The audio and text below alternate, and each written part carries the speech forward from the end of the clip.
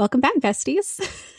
For those of you who don't know me, I am the honorary bestie. My name is Emily, and I work with Kasey and Kelsey here at Mindsight and in our consulting firm.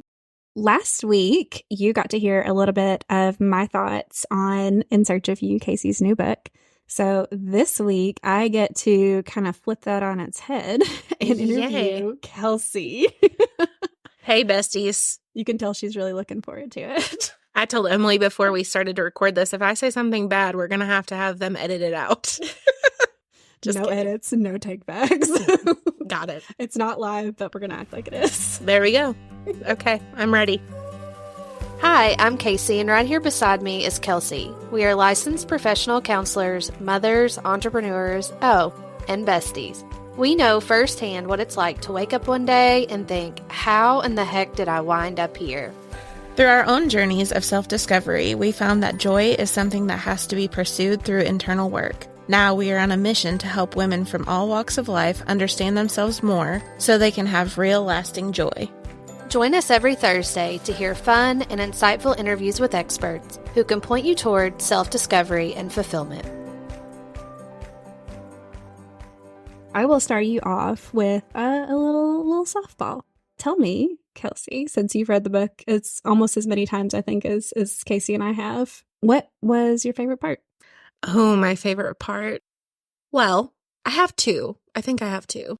So we talked about this previously on the podcast, but the time where Kasey was sitting on the couch typing her book and she's like, can you come here and let me read this to you? I'm like, sure. So she reads it and I was like, oh, that's about so-and-so. And she was like, no, that's about my first husband. And I'm like, oh, okay.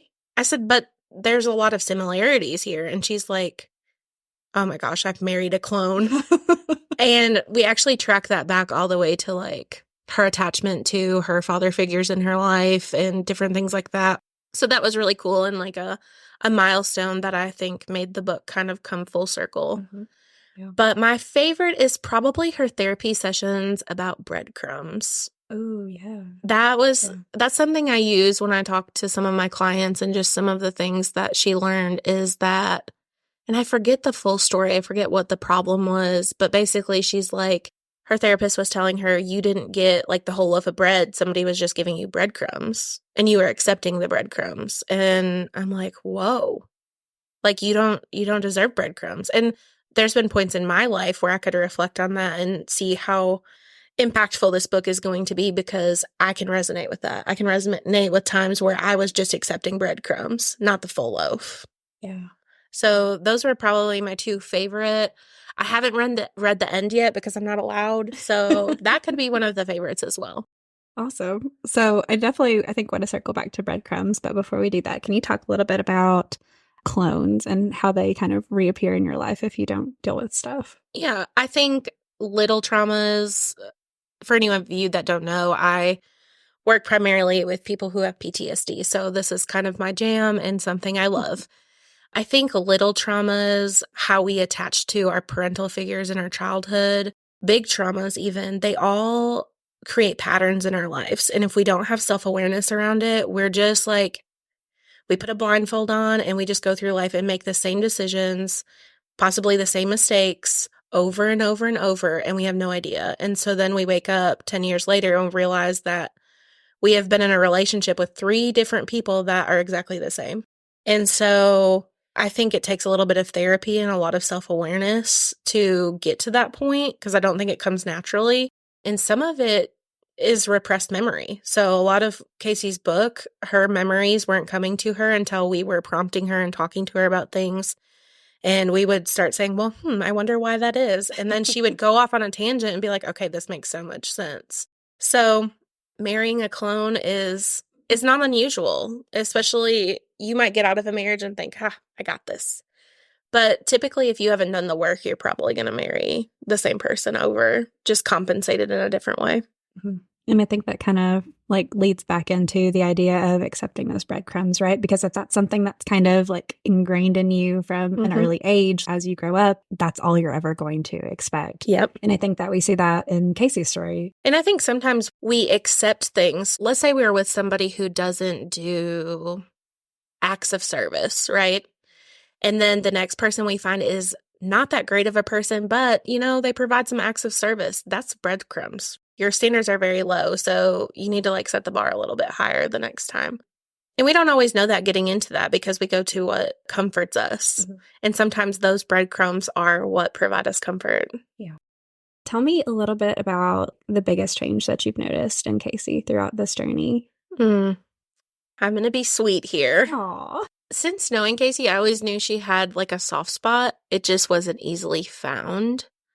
And I will always remember the time I asked her, like, do you think it's okay to see a therapist? And she was my boss. Like, we just were friends.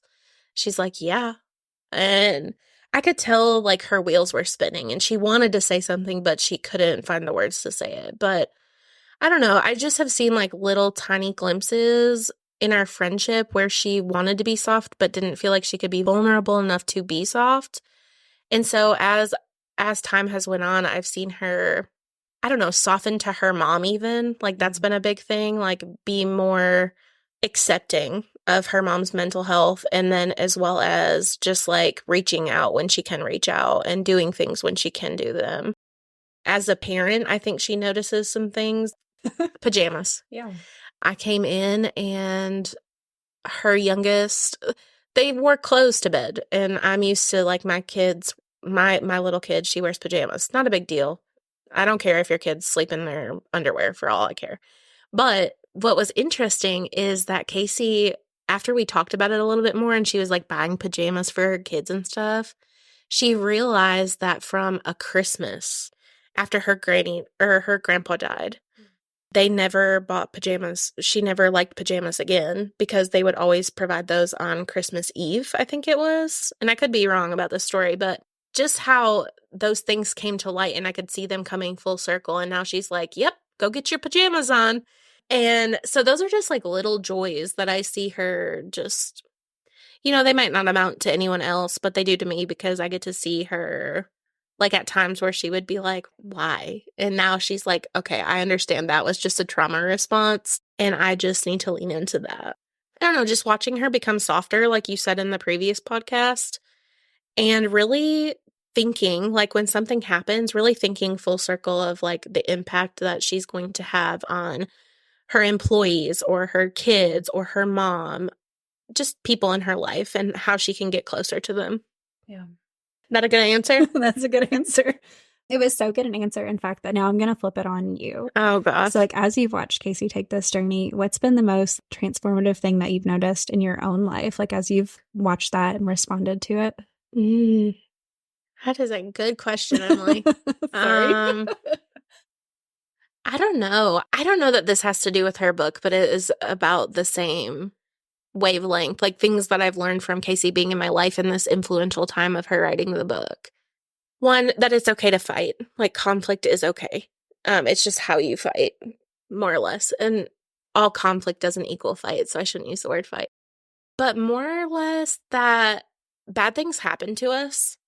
And I've always been the person that says, it's fine. I'm fine. I learned from it. Everything's fine. And from there, I think she's taught me that it's not fine. Yeah, you have accepted it, but you're still like ruminating in patterns and you're still doing things. So really me working on my avoidance, because I think I had a lot of awareness around my big T's and little T's, but I wasn't using them to my fullest, where Kasey didn't really know a lot of her big T's and little T's. I had awareness. I just was avoidant of them. And so she's really taught me how to incorporate that in and really think bigger picture. Yeah, and I feel like that's kind of like personality styles too. Like I feel like she's very like kind of assertive of herself and her needs. I think like tends to be that a little bit more than like you're like, no, it's fine. I'll just go along. Yeah, it's fine. Everything's fine. And which is weird because I tell all my clients that it's fine. You're fine. Everything's fine. It's kind of a trauma response. Mm-hmm. Like, is it really fine?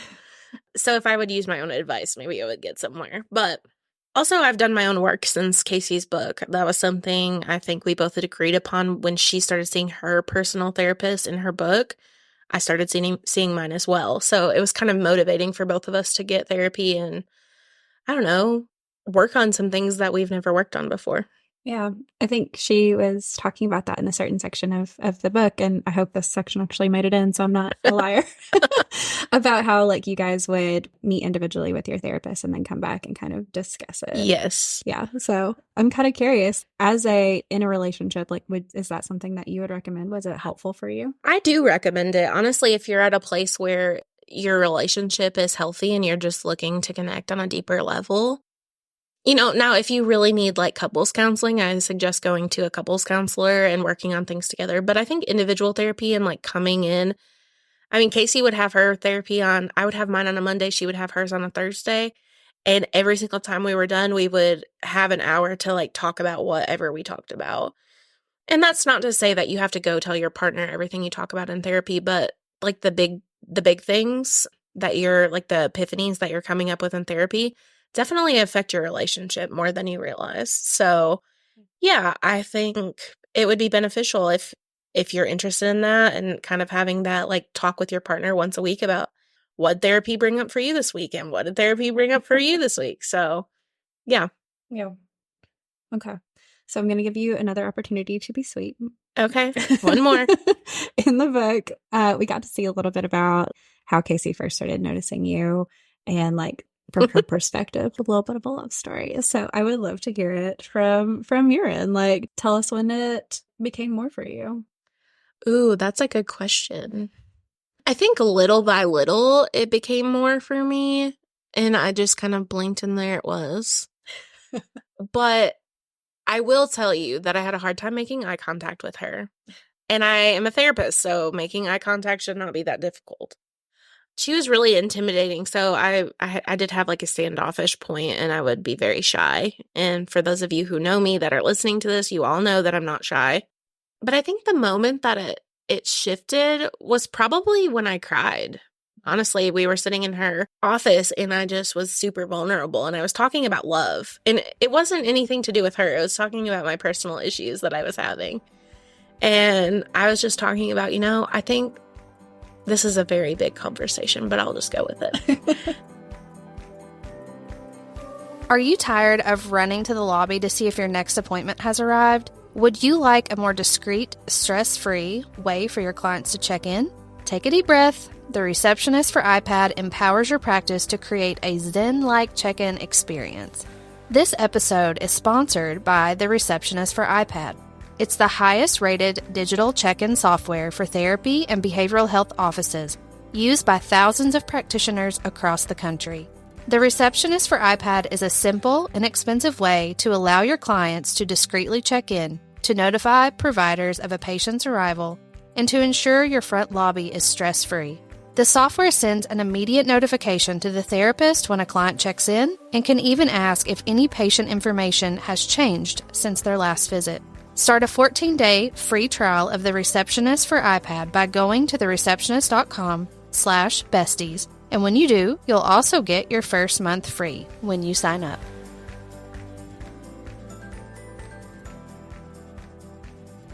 I think I always had a big picture of love and like this hopeless romantic type part of me. And then, I become 18 and I have like real life relationships, and little by little, it's like the light dimmed and I didn't feel as passionate about love anymore. I was like, okay, this is just very situational.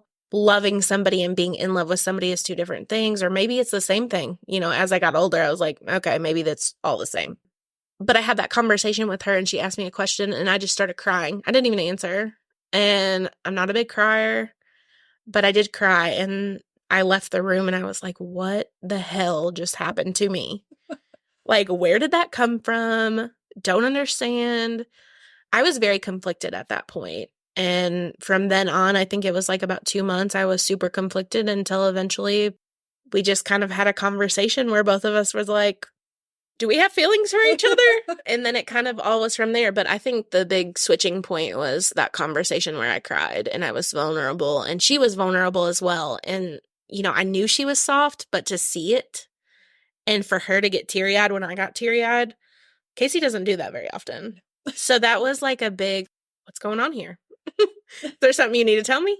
It's interesting. I should have Kasey tell that story on the podcast to see what she has to say about it. You should. Yeah, I love that. And I think that kind of comes back around to like those breadcrumbs, right? Like this feeling like love is maybe whatever. It's kind of maybe you just had breadcrumbs.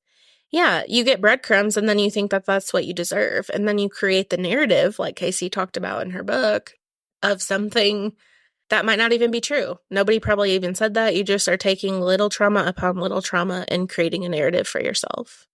Without speaking that out loud and speaking it to existence, I don't think I would have worked on it as much as I have in the past 3 years.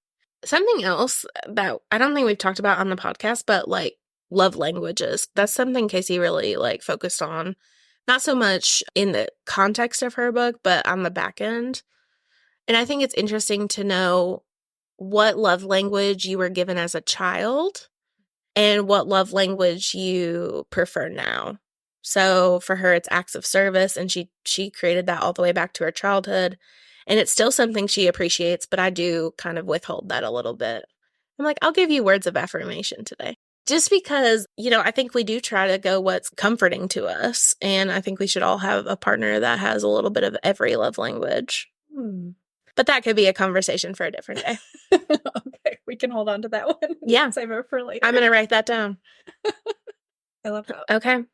Any other questions, Emily? Ooh, trying to like really stump you here. Oh, okay. I've been very sweet. You've done enough. Kasey will be proud. Well, I will let Kelsey off the hook. Okay, sweet. Thanks, besties. All right, besties, we'll talk to you later. Have a good week and see you next time. If you're enjoying our podcast and would like to hear more from us, leave us a review wherever you get your podcasts so we can keep making great content. Talk to you later, besties.